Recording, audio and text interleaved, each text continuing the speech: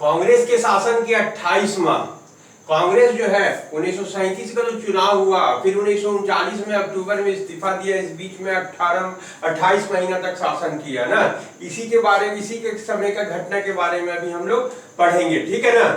37 का जो चुनाव हुआ उसमें 6 प्रांतों में कांग्रेस जो है वो विजयी हुआ ना, उसका सरकार बना। इसमें मद्रास है, बंबई है, मध्य प्रांत है, उड़ीसा, बिहार और संयुक्त प्रांत का मतलब अभी का जो यूपी का है ना। अब देखो, अब जो 6 प्रांत में बन गया, कांग्रेस के तरफ से एक नियंत्रण परिषद का गठन किया गया, केंद्रीय नियंत्रण परिषद का गठन किया गया ना, और इसका नाम दिया गया संसदीय उप समिति।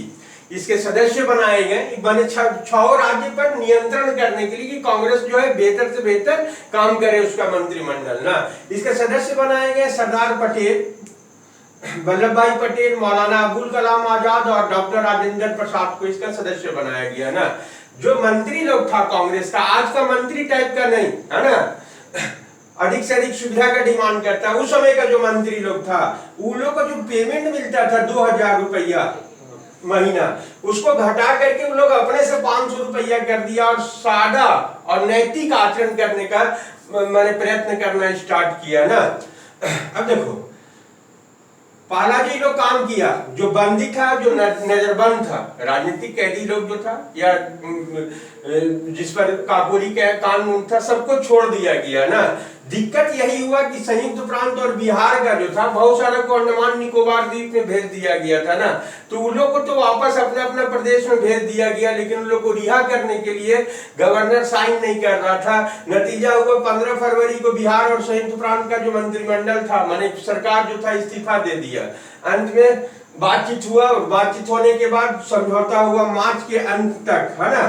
फिर से ये सरकार बना, राजनीतिक कैदी लोग को रिहा कर दिया गया ना, जो बंदी था, ठीक है ना, गवर्नर साइन कर दिया। तो फिर मार्च में सरकार फिर से काम करना स्टार्ट किया। 1939 में संयुक्त प्रांत में काश्तकारी अधिनियम पारित किया गया। इसमें आगरा और अवध का जो किसान लोग था, उसको पुश्तैनी अधिकार दे दिया गया, और जमींदार लोग के पास जो बेदखली का अधिकार था, उसको समाप्त कर दिया गया, छीन लिया गया ना। उड़ीसा में भी 1938 में, है ना, काश्तकारी अधिनियम पारित किया गया। इसमें जो काश्तकार होता था, उसको स्वामित्व हस्तांतरण के लिए, है ना, माने खरीद बिक्री के लिए छूट दे दिया गया, और लगान भी 12.5% की जगह 6% कर दिया गया ना। इसी तरह से बंबई प्रेसिडेंसी में जो है भूदास लोग 40,000 था, है ना, जिसको दुबला का हाली कहा जाता था, उन लोग को मुक्त करवाया गया ना। 1938 में हड़ताल हुआ मजदूरों का। राजेंद्र प्रसाद की अध्यक्षता में एक श्रम जांच समिति बैठी, और मजदूरों का, जिसने रिपोर्ट में अपने मजदूरों का न्यूनतम वेतन 15 रुपया महावर कर दिया, उसमें 15 रुपया का बहुत वैल्यू था ना। इसके अलावा जो सरकार लोग जो था कांग्रेस का, प्राइमरी, तकनीकी और उच्च शिक्षा के संबंध में, साथ में जन स्वास्थ्य और सफाई के क्षेत्र में भी कार्य किया, है ना। सुभाष चंद्र बोस जो है योजना के तहत विकास करने के लिए राष्ट्रीय योजना समिति का गठन किया, जिसका अध्यक्ष जवाहरलाल नेहरू को बनाया गया ना। बंबई में कम्युनिस्टों ने एक साप्ताहिक पत्रिका द नेशनल फ्रंट का निकाला। कांग्रेस सोशलिस्ट पार्टी के द्वारा भी द कांग्रेस सोशलिस्ट का निकालना प्रारंभ हुआ।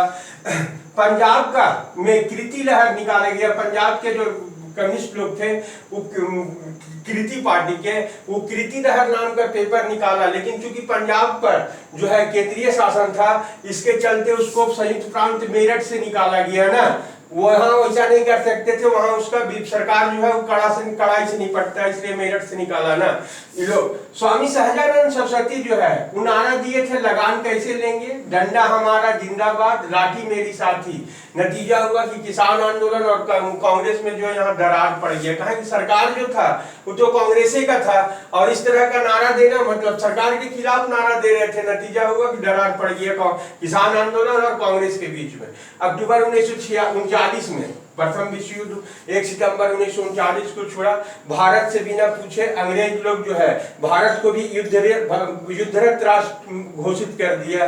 नतीजा हुआ इसके विरोध में कांग्रेस जो है अपना त्याग पत्र दे दिया ना, सभी कांग्रेस 6 स्टेट का ना।